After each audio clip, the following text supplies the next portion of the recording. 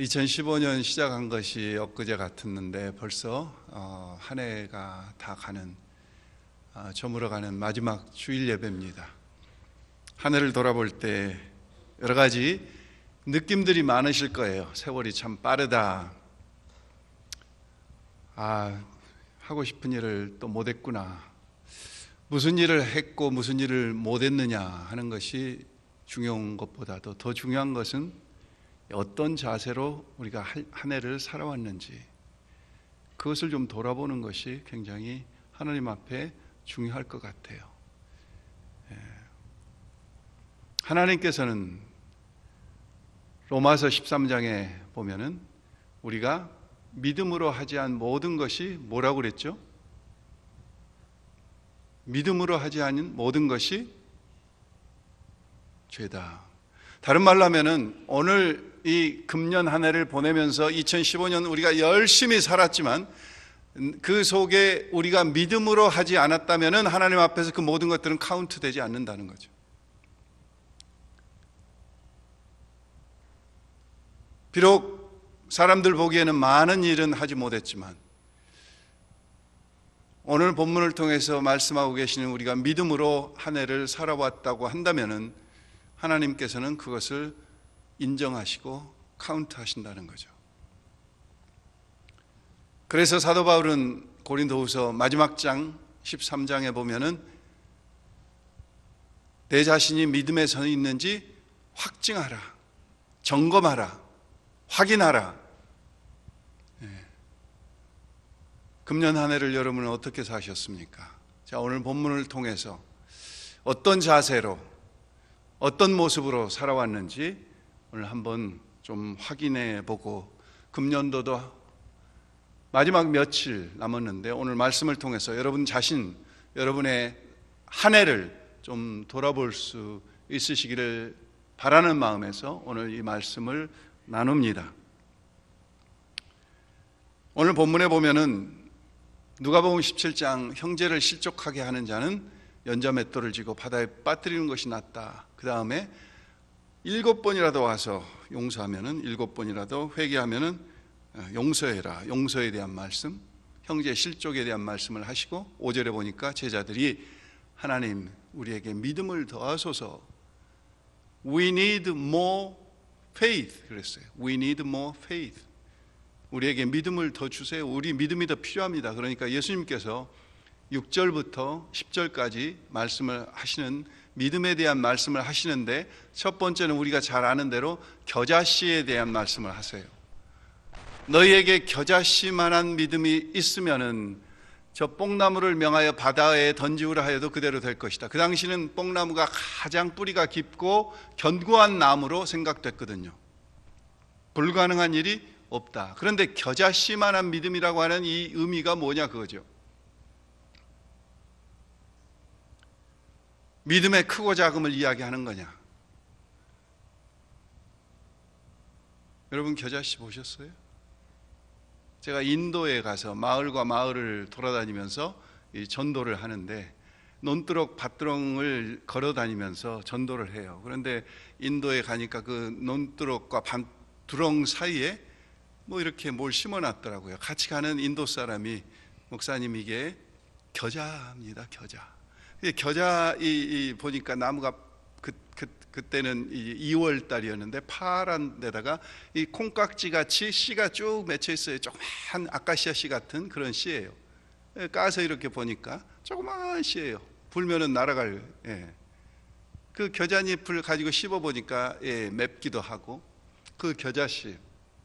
이 겨자씨만한 믿음은 뭘 의미하냐 그거죠.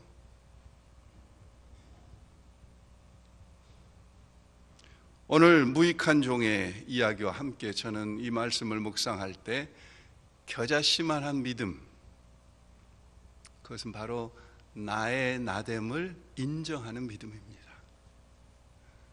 영국에 있는 어떤 보험회사에서 운전하는 사람들의 습관을 조사하기 위해서 서베이를 했어요. 남자들 조사를 했어요. 그랬더니 내비게이션이 나오기 전 이야기입니다. 남자들은 길을 잃어버려도 절대 묻지 않는데요. 영국 사람만 그럴까요? 한국 사람, 한국 남자들 똑같아요. 미국 남자들 똑같아요. 제가 언젠가 미국 목사님하고 같이 다른 도시에 모임이 있어서 가는데 이분이 길을 잊어버렸어요. 내가 좀 멈춰서 물어보고 가자고 해도 끝까지 안 물어보더라고요. 10명 중에 1명은 영국 보험회사 조사에 의하면 끝까지 안 물어본대요. 그래서 평균을 내보니까 영국 사람 한 남자가 길을 물어보지 않아서 헛 운전하는 거리가 1년에 444km나 되더라고요. 여자들을 조사해 봤어요. 4명 중에 3명은 여자들은 즉각 물어본답니다. 여자들은 자기가 연약한 것을 알아요. 도움을 청하는 것을 부끄러워하지 않아요. 그런데 남자들은 도움을 청하는 것을 되게 자존심 상한다고 생각해요. 그래서 하나님 앞에 나의 나됨을 인정하는 것을 남자들은 쉽게 하지 못해요. 내가 죄인이고 내가 무식하고 내가 어리석고. 어제 재밌는 일이 하나 있었는데요. 지나가던 어떤 분이 우리 교인이 아닌데 상담하러 들어와서 이런 이야기 저런 이야기를 하다가 참 마음이 그런 것 같아서 들어주고 위로하고 손을 붙들고 기도를 같이 했어요. 저도 눈물이 나고 이 사람도 눈물을 흘리는 거예요. 그런데 눈물을 흘리면서 하는 말이 하도 제가 무서워서 저도 울다가 웃음이 터질 뻔했어요. 눈물이 나니까 뭐라고 하냐면은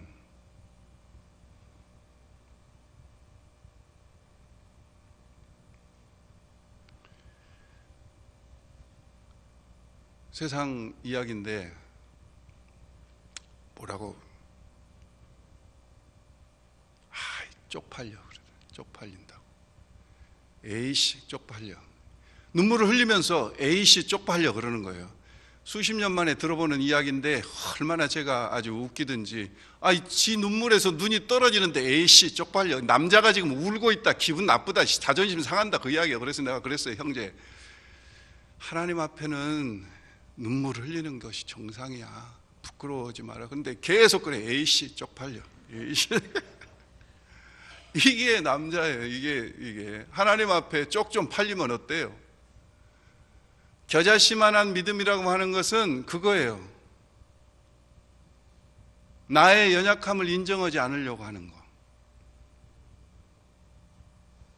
여러분, 우리가 잘 아는 로렌스 형제의 이야기 조그만 책으로 나와서 여러분 다 읽으셨지 않습니까? 중세기 수도원에서 수사로 있던 것도 아니고 부엌에서 요리하는 요리사, 잡일하는 집사로 있었던 그 로렌스 형제, 전쟁에서 상처를 입어서 지체 부자로 지내면서 그 수도원에 잡일하는 잡부로 일하는 로렌스 형제를 언젠가 원장이 만나서 이야기를 해보니까 어떤 수사보다도 깊은 영성이 있는 거예요. 그래서 그 로렌스 형제와의 대화를 수도원 원장이 기록해서 기록으로 남긴 게 우리 한국말로도 번역된 조그만 책이 있지 않습니까? 그 로렌스 형제의 영성은 왜 그렇게 깊어졌을까요? 그 수도원 원장이 기록한 글에 의하면 그는 늘 하나님, 저는 병신입니다. 지체 부자예요. 전쟁에서 상처 입고 제대로 할 수 있는 일이 없습니다. 장작이나 패고 부엌에서 요리나 하고 저는 너무 연약합니다. 하나님 도움 없이는 살 수 없습니다. 늘 하나님의 도우심을 구하면서 자기의 연약함을 주님 앞에 늘 고백하더라는 거죠. 그러면서 나중에 그 수도 원장의 마지막 그 결론이, 자기가 마지막 그 로렌스 형제를 만났을 때 로렌스 형제가 이렇게 고백하더라는 거예요. I don't believe him anymore. 나는 이제 더 이상 주님을 믿지 않습니다. Now I see the Lord. 나는 이제 주님을 더 이상 믿지 않고 나는 이제 주님을 봅니다. 주님을 봅니다. 나의 연약함을 계속 고백하고 나의 어리석음을, 나의 무지함을, 나의 강팍함을 주님 앞에 계속 고백하고 나갔더니 이제는 주님이 자기와 임마누엘로 동행하심으로 주님이 보인다는 거예요. 주님이 보인다. 오늘 이게 겨자씨의 믿음이에요. 이런 믿음을 가지고 금년 한 해를 지내셨는지 한번 돌아보자 이야기예요. 2년 전에 미국의 동남부 조지아주의 아틀란타 인근에서 한참 뜨거울 8월 22일 날, 23일 날 어린 아이들이 뛰노는 초등학교에 AK-47 자동 소총과 실탄 500발을 든 백인 청년이 뛰어들어서 인질극을 벌이기 시작했습니다. 총을 난사하면서 학교 교무실로 뛰어들어서 교무실 안에 있던 직원들을 인질로 잡고 아이들을 잡고 인질극을 벌였어요. 몇 시간 뒤에 그 마이클 힐이라고 하는 백인 청년은 총을 들고 스스로 자수했어요. 도대체 무슨 일이 일어났는가 보니까 그 몇 시간 동안 그 학교 사무직원으로 일하는 흑인 여자 아줌마 앙뚜와트 터프라고 하는 저 여자가 그 마이클 힐스를 보고 이야기한 거죠. 잡혀있는 동안에 나도 너무 힘들어. 네가 지금 힘들어서 이런 일 벌릴 줄 안다. 나도 너무 힘들다. 작년에 32년 동안 같이 살았던 남편으로부터 이혼당하고 버림당하고 여러 곳이 지체부자이자인 아들과 함께 살고 있으면서 나도 죽음을, 자살을 수없이 생각해 봤다. 그런데 말씀 속에서 나의 연약함을 고백하고 말씀 속에서 소망을 가지고 나도 살아가는데 너는 아직 20살밖에 되지 않았는데 아직 소망이 있지 않느냐? 위로하고 소망을 주고 몇 시간 동안 설득한 뒤에 그 마이클 힐스 백인 청년은 총을 스스로 내리고 경찰에 자수했다니까요. 오바마 대통령이 이 앙뚜와트 저 흑인 여자에게 전화를 걸어서 미국의 영웅이 됐어요. 전화를 걸어서 위로하고 칭찬하고 CNN 방송에서는 앤더슨 쿠퍼가 직접 나서서 앵커가 직접 나서서 저 앙뚜와트 터프 여자를 인터뷰했습니다. 어떻게 그렇게 흉악한 총을 든 자동소총을 든 그 청년 앞에 그렇게 이야기를 할 수 있었습니까? 도대체 어떻게 그랬습니까? 하고 인터뷰를 할 때 저 앙뚜와넷 흑인 아줌마가 이야기합니다. 저는 평생에 제가 그렇게 무서워 본 적이 없습니다. 저는 너무 무서웠습니다.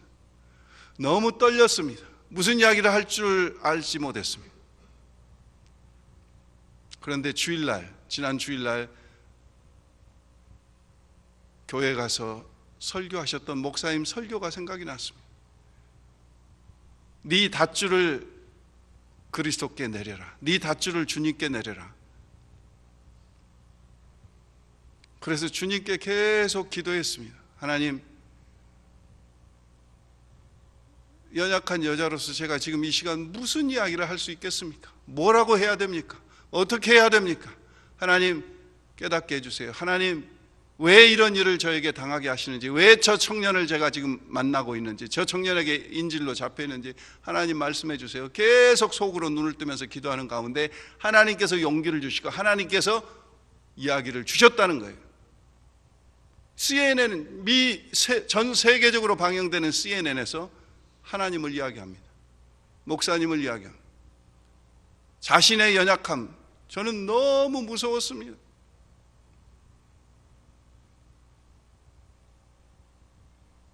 나의 나됨을 인정할 때 하나님께서 우리에게 믿음을 주시고 소망을 주시고 우리를 일으켜 세우시는 줄 믿습니다.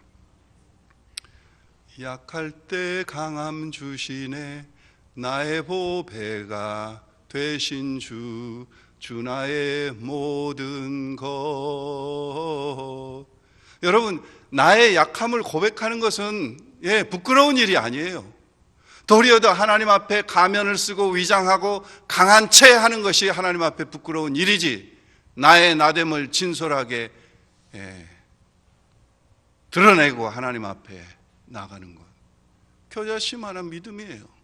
그 겨자씨만한 믿음이 있으면은, 내가 겨자씨인 것을 인정하면은 하나님께서 하나님의 능력을, 하나님의 위대함을 나를 통해서 드러내신다는 거예요.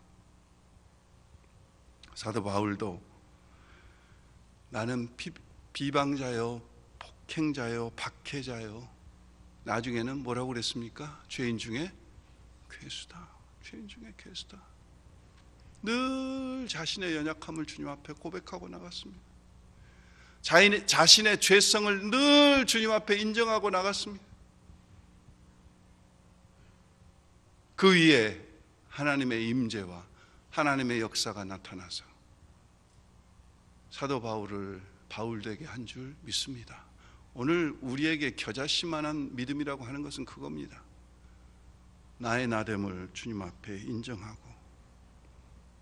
하나님께 지혜를 구하면서 1년을 지냈는지, 아니면 내 마음, 내 생각, 내 주장, 나의 강함을 드러내고자 하나님을 이용하면서 1년을 지냈는지. 두 번째로 우리가 주님이 말씀하신 두 번째 믿음은 어떤 여기서 믿음이냐면은, 여러분, 둘로스라고 하는 종이라고 하는, 종은 머슴이 아닙니다. 머슴은 세경을 받아요. 그런데 둘로스, 종은 노예예요. 노예. 머슴이 아니에요. 이 종에게는 소유권이 없어요. 자유가 없어요. 보상받을 권리가 없어요. 정해진 일이 없어요. 오늘 또 본문에 보니까 들에 나가서 밭을 갈아서 농사를 짓다가 주인이 또 갑자기 양을 치라고 목축을 맡깁니다. 그리고 또 돌아왔는데 요리를 하라고 부엌으로 보냅니다. 그리고 주인이 식사할 동안에 옆에서 시중 들라고. 정해진 일이 없어요.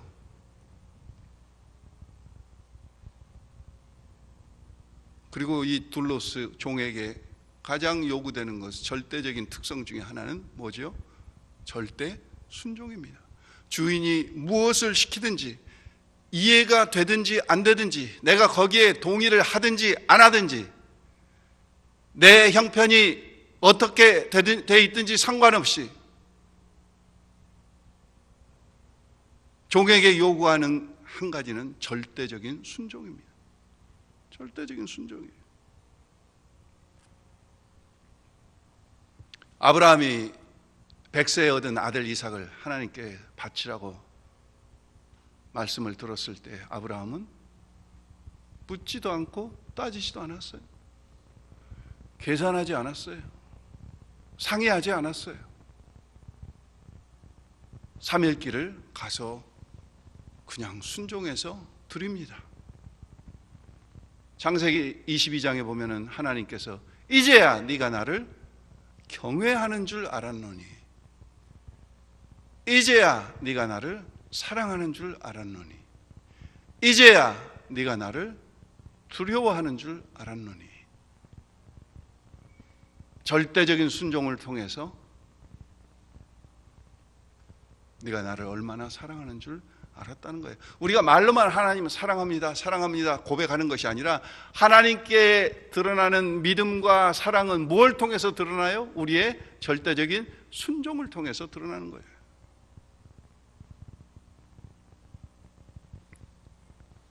하나님께서 이스라엘 백성들을 광야에서 훈련하실 때 불기둥과 구름기둥으로 그들을 인도하셨습니다.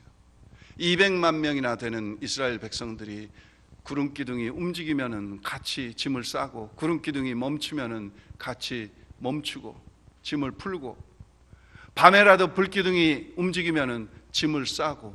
이게 쉬운 일입니까? 이게 쉬운 일이냐고요. 밤낮 없이 아무 때나 움직이면은 보따리를 싸야 돼요. 하나님께서는 이스라엘 백성들에게 순종의 훈련을 바로 불기둥과 구름기둥을 통해서 시키신 거예요. 우리가 잘 아는 대로 세계적인 명마, 아라비아의 명마를 어떻게 고른다고 하죠? 여러분들이 많이 들으신 이야기죠.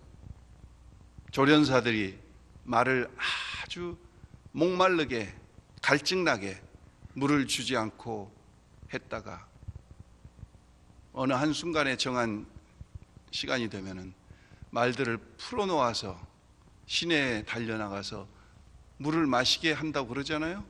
그때 조련사가 호루라기를 불고 신호를 보내서 그때 돌아오는 말을 고른다고 하잖아요. 100마리 중에서 돌아오는 말은 목말라서 갈증에 허덕이면서 물을 향해서 달려가다가 조련사의 호루라기 소리를 신호를 듣고 달려오는 말은 100마리 중에 불과 한 4마리에 불과하다고 그래요. 그 4마리를 조련시켜서 세계적인 명마로 만든다고 그래요. 여러분, 빨리 달리기로 하면은 말보다도 타조가 훨씬 더 빨리 달립니다. 그럼에도 불구하고 타조하고 말이 다른 건 뭐예요? 타조는 순종하지 않는다는 거죠. 지멋대로 뛰어다니는 거죠. 지멋대로. 그 빠르면 뭐합니까? 아무리 능력이 많고 아무리 할 수 있는 아는 것이 많다고 한들, 세상에 학위와 돈이 많다고 한들 하나님 앞에 순종하지 않는 사람을 하나님께서 어떻게 쓰시겠어요? 제자들의 배경이 다양하죠. 하나님께서 한 가지 보셨다고 그랬죠. 우리 주님께서, 예수님께서 제자들을 택하실 때 무엇을 한 가지 보셨습니까? 그들에게 순종의 영이 있나 없나 한 가지 보신 거죠. 오늘 하나님께 쓰임받기를 원하는, 오늘 나는 2015년을 어떻게 순종하며 절대적으로 순종하며 지내왔는지 오늘 한 해를 돌아보시면서 나는 과연 그런 믿음으로 지내왔는지 살펴볼 수 있기를 바랍니다. 마지막 3번째는 오늘 10절 말씀에 보면은 명한 대로 하였다고 종에게 감사하겠느냐? 이와 같이 너희도 명령받은 것을 다 행한 후에 이르기를 우리는 무익한 종이라 우리가 하여야 할 일을 한 것뿐이라 할지니라.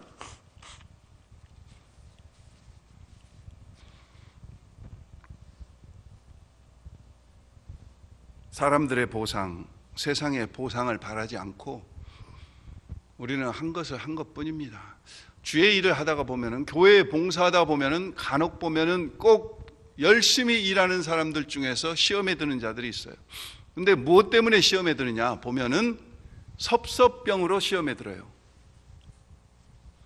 이 섭섭병은 어디서 오느냐? 왜 섭섭합니까?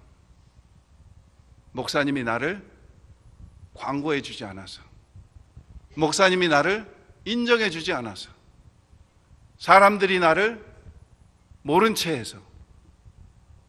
섭섭병의 뿌리는 뭡니까? 사람들의 칭찬, 인정, 세상적인 보상. 이것 때문에 주의 일을 열심히 하다가 실족하고 시험에 빠지는 그런 지체들을 우리가 가끔 볼 수 있지 않습니까?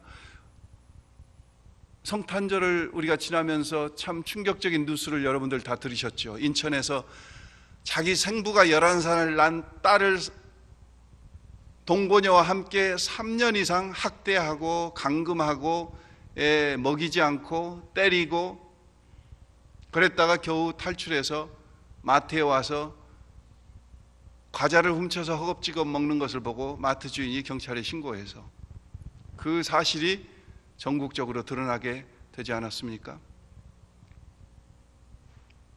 인천에서 경찰서에서 그 마트 주인을 포상하겠다고, 감사패를 주겠다고 연락을 했더니 어제 뉴스에 인터뷰에 나오는데 그 마트 주인이 안 된다고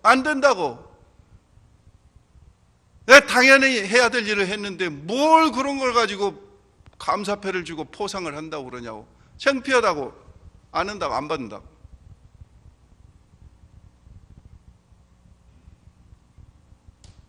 당연한 일을, 해야 될 일을 한 걸 가지고 포상을 해야 할 정도로 한국의 도덕성이 무너졌다는 거죠.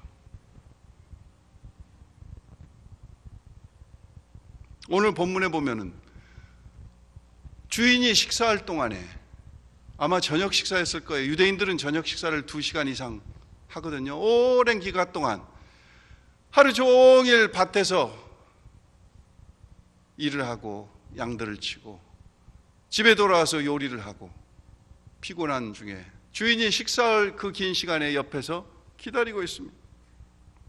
수종을 들고. 그리고 그 후에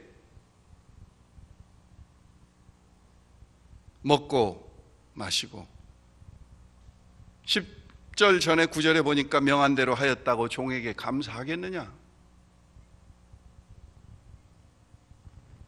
이와 같이 너희도 명령을 받은 것을 다 행하노에 이르기를 우리는 무슨 종이라고요? 무익한 종이다. 무익한 종이다. 우리가 하여야 할 것을 한 것뿐입니다. 무익한 종이다.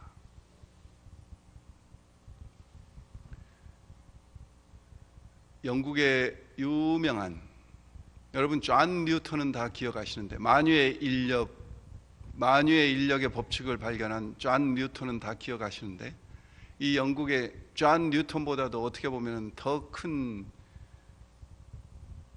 업적을 남긴 이 마이클 페러데이는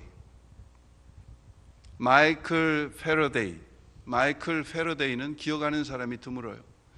저게 영국의 파운드화 20파운드화의 저 인물이 마이클 페러데이거든요. 이 마이클 페러데이는 과학자입니다. 과학자인데 어떤 사람이냐면은 영국 국민이 가장 사랑하는 과학자입니다. 전자기학의 아버지입니다. 우리가 쓰고 있는 이런 냉장고, 컴퓨터, 자석에 있는 양극과 음극의 이 전자기를 전기화시킨 그런 전자기학의 아버지입니다. 좀 계속 비춰주세요. 아인슈타인이 그의 초상화를 서재에 걸어놓고 존경할 정도로 유명한 그런 마이클 페러데이입니다. 무수한 발명과 발견을 했어요. 그런데 놀라운 사실은 그가 돈이 되는 특허권 제의는 단호히 거절했다는 겁니다. 뿐만 아니라 크림 전쟁을 위한 무기 개발에 참여해 달라고 하는 영국 정부의 제안도 거절했습니다.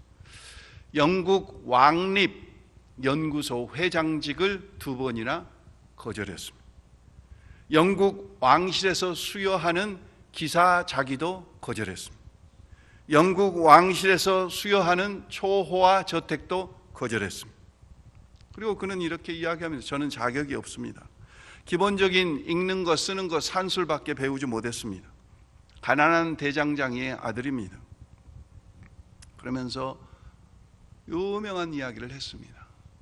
생각과 발견에 대한 대우나 보답은 잘못된 것입니다. 여러분 같이 한번 따라서 할까요? 생각과 발견에 대한 대우나 보답은 잘못된 것입니다. 하나님께서 만드신 우주 만물의 원리를 발견했어. 하나님께서 주신 건강과 지혜로 생각해냈어. 발견하고 생각해낸 것을 떼돈을 벌 수 있는 특허권 등록만 하면 떼돈을 벌 수 있는데 특허권 등록을 안 해요.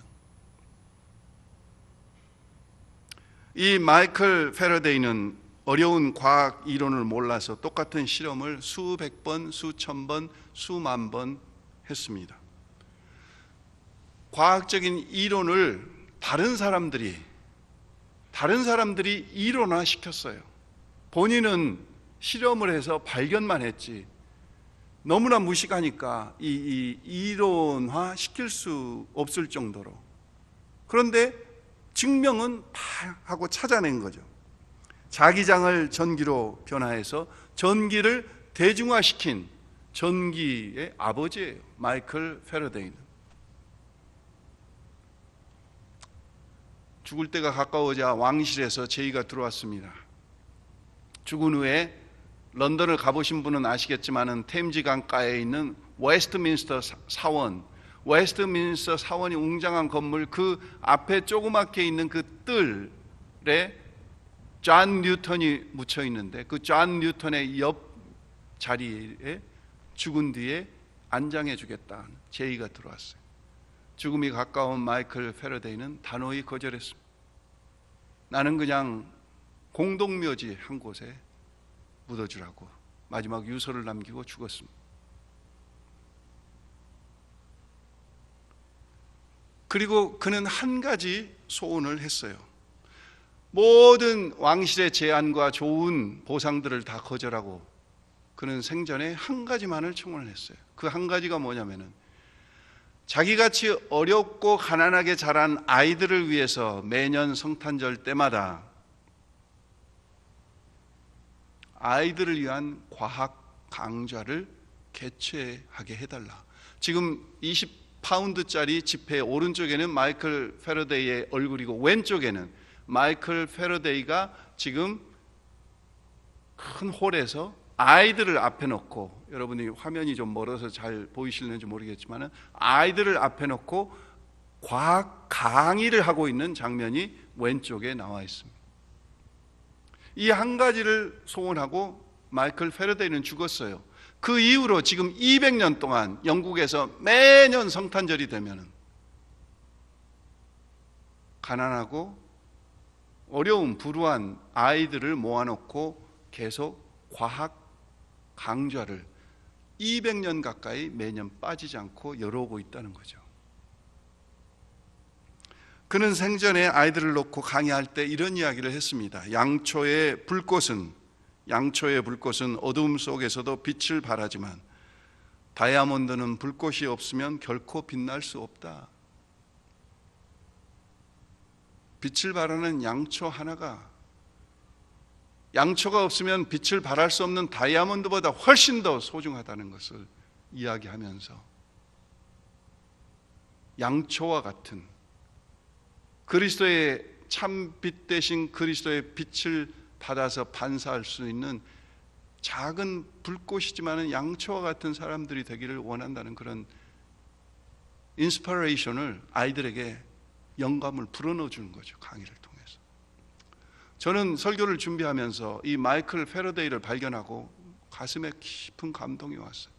목사도 아닌데 일반 평신도가, 저 마이클 패러데이는 50살 때 장로 장립을 받았습니다.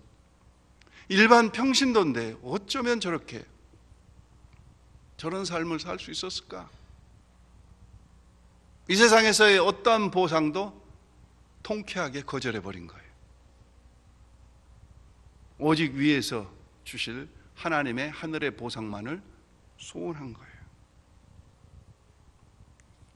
무익한 종입니다.